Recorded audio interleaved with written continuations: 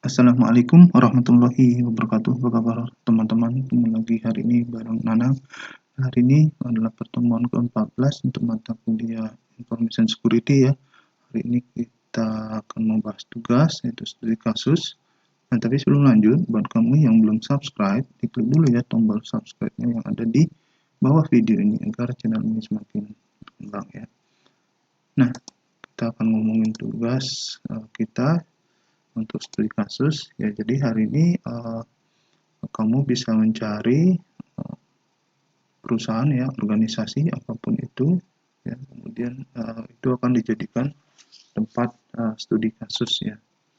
Nah, kemudian nanti yang akan dibahas juga di dalam studi kasus ini adalah latar belakang perusahaan tersebut. Jadi dia bergerak di bidang apa, kemudian uh, sudah berapa lama perusahaan tersebut berdiri dan sebagainya. Jadi hal-hal yang istilahnya merupakan fundamental dari perusahaan itu, misalkan visi dan misinya dan sebagainya seperti itu ya. Kemudian nanti di dalam studi kasus ini juga dilampirkan diagram jaringan untuk perangkat-perangkat IT yang ada di perusahaan tersebut, dan juga nanti kita daftarkan aset-aset TI yang dimiliki oleh organisasi tersebut ya. Dan juga setelah itu baru kita lakukan risk assessment ya, seperti yang sudah dijelaskan di pertemuan ke-8 ya. Nah, untuk organisasi yang kamu pilih itu bisa pemerintahan ya, atau kementerian maupun lembaga ya, negara ya. Misalkan Kementerian Agama atau Kementerian Sosial atau apapun itu ya. Kemudian pemerintah daerah juga bisa kamu jadikan pasti kasus kamu. Swasta juga, perusahaan swasta, PT, CV dan sebagainya. Kemudian sekolah atau universitas juga bisa. Kemudian BUMN atau badan usaha milik negara atau milik daerah bisa juga menjadikan studi kasus kamu. Dan juga perusahaan multinasional atau perusahaan asing juga bisa menjadikan tempat untuk studi kasus ini ya. Nah, kemudian latar belakang di situ kamu jelaskan perusahaan tersebut bergerak di bidang apa ya, di bidang apa, sudah berapa lama perusahaan tersebut berdiri dan sebagainya. Kemudian pengurusnya siapa saja, misalkan direkturnya, kemudian direktur utama, kemudian komisaris dan sebagainya, atau pengurus yayasannya dan sebagainya ya. Kemudian sejarah berdirinya, sejak kapan. Kemudian di organisasi tersebut itu apakah ada organisasi TI-nya, jadi misalkan departemen IT atau divisi IT atau apapun itu ya. Nah, kemudian untuk diagram jaringan kamu lampirkan juga, nih salah satu contohnya, misalkan ini ada jaringan di mana organisasi itu memiliki email server, ya, kemudian ada klien, kemudian ada switch atau hubnya, kemudian ada router, ada firewall ya, kemudian ada email gateway dan sebagainya. Tidak harus seperti ini ya, tapi paling enggak ada diagram jaringannya, misalkan ada wifi-nya, ada access point, ada server-server yang lain dan sebagainya seperti itu. Nah, kemudian kita lakukan risk assessment. Jadi di sana kita identifikasi ancaman atau threat apa saja yang bisa mengancam aset TI tersebut ya. Kemudian kelemahannya di mana, vulnerability-nya, kemudian dampaknya kalau terjadi threat dan vulnerability seperti apa, kemudian kemungkinan besar terjadinya atau likelihood seperti apa. Kemudian kita lakukan analisisnya. Dan setelah itu kita berikan kontrolnya itu seperti apa yang harus kita terapkan supaya ancaman maupun kelemahan tadi bisa ditutupinya. Nah, bicara aset TI itu ada banyak ya. Di sini saya mendaftarkan beberapa di antaranya ya.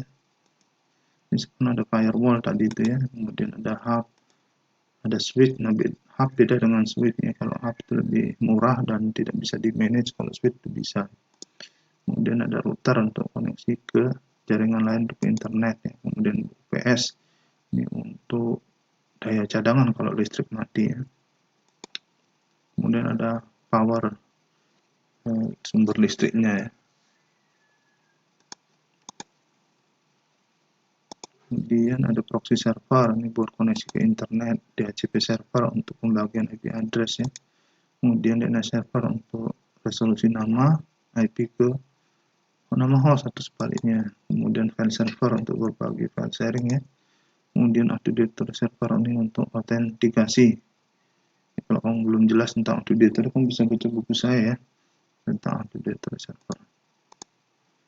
Kemudian email server untuk mengirim email, bisa Exchange, bisa Zimbra, bisa Sendmail, Qmail, apapun itu ya.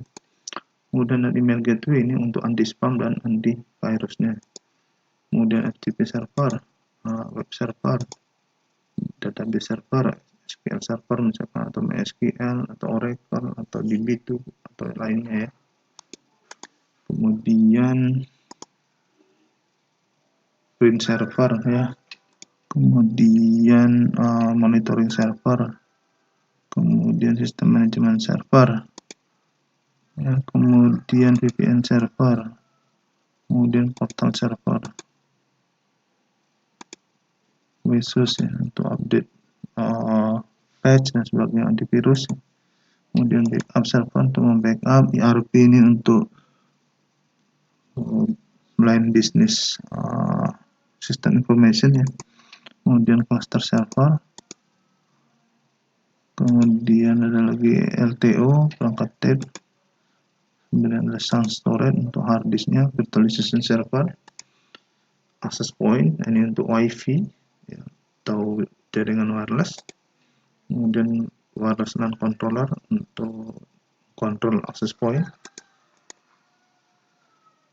kemudian load balancer televisi untuk display misalkan. Kemudian IP phone untuk telepon berbasis IP, kemudian ada komputer, PC, laptop, smartphone dan sebagainya. Ini masih sedikit ya sebenarnya, jadi banyak lagi masih banyak aset-aset TI yang lain yang bisa kamu daftarkan di risk assessment ini, tugas untuk risk assessment ini ya, tergantung perusahaannya. Jadi kamu pastikan kamu mendaftarkan semuanya ya untuk aset-asetnya. Nah, kemudian ada tablet juga, kemudian ada printer, ada printer macam-macam, ada printer dashjet, ada laser dan sebagainya. Kemudian scanner, ya, ada plotter juga, ada fax dan sebagainya. Nah itu, kemudian ada modem, digital kamera, one connection, dan terakhir itu koneksi internet ya.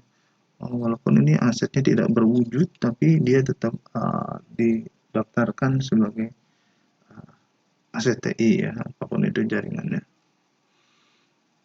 Oke, mungkin itu dulu ya pertemuan kita hari ini, membahas tentang tugas yang harus kamu kerjakan untuk studi kasus ya di mata kuliah Pengamanan Informasi atau Information Security ini. Nah, buat kamu yang udah nonton video ini, kasih like ya, kemudian komentar kamu tentang video ini. Saya tunggu dan bagikan video ini ke teman-teman kamu yang belum tahu agar mereka tahu dan bisa belajar seperti kamu. Kunjungi blog saya, link yang ada di bawah video ini juga. Dan pastiin tadi buat kamu nih yang belum subscribe dari kemarin, ayo dong di subscribe-nya dan bunyikan belnya ya. Jadi kalau ada video baru dari saya, nanti langsung muncul notifikasinya di YouTube kamu. Oke, makasih, sampai jumpa kembali. Assalamualaikum warahmatullahi wabarakatuh.